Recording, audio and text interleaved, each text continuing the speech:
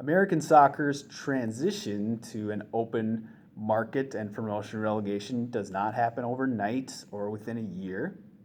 It will require a transition period of a few years before we have a fully integrated open system. So, for example, U.S. Soccer, the governing federation, will declare that it is beginning to form a open and inclusive promotion relegation system, and it will assign all of its divisional sanctions, so 1, 2, 3, and below, to any league that wants to participate in the open system. If a league and its teams do not want to participate, they can operate on their own outside of the open pyramid without a divisional sanction. So, for example, if MLS doesn't want to participate, they can operate without the Division I sanction outside of the pyramid, and they'll look just like NBA or NFL, which also do not have divisional sanctions from a governing federation. So during that transition period, and it can be flexible, I say about 5 years, the clubs will prepare for life in an open system. So they'll make adjustments and build as necessary. So whether it's their roster, their staff, their facilities, they'll have a chance to prepare themselves for life in an open competition. And then at the bottom of the pyramid, so in the lower divisions, we'll fill those up, divisions 5, 6, and 7, and we can also break them down regionally if needed. There's a little bit of gray area at the bottom of the pyramid. We'll see what kind of interest arrives once U.S. Soccer declares an open system.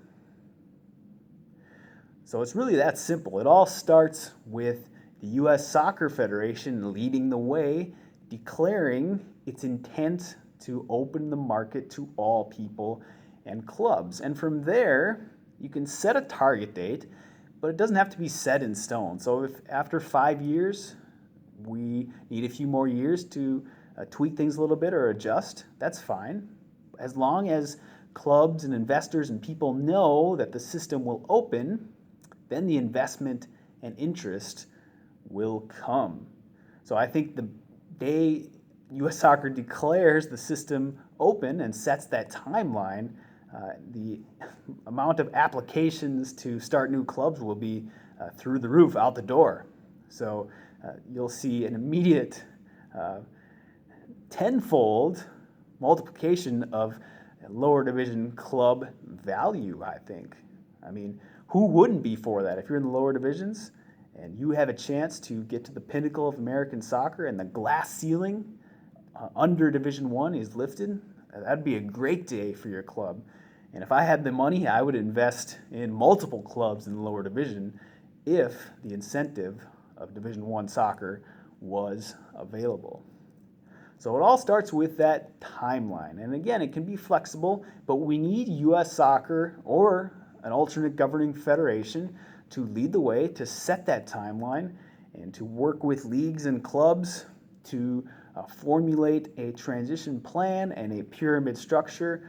There are already good open pyramid plans out there that are published.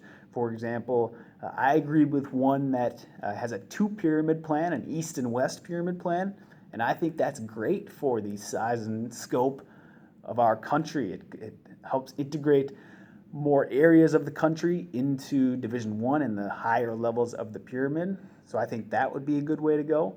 But that's the easy part. That's the fun part. The hard part is just getting to a point where U.S. Soccer finally starts to govern in the interests of all constituents and sets open market policy so that all people have a fair chance in the industry. It's the American way, as I've mentioned earlier.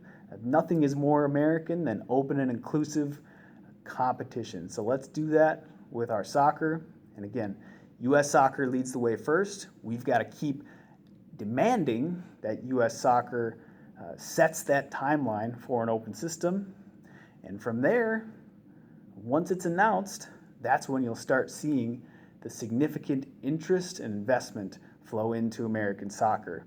And we already see great interest in the lower divisions despite that glass ceiling under Division 1. Imagine the interest once that Division 1 is open to all and we have that timeline set for an open system that is part of authentic soccer seen around the world. So if you like this video, make sure to share it out on social media and also subscribe to my YouTube channel, and I'll talk to you soon.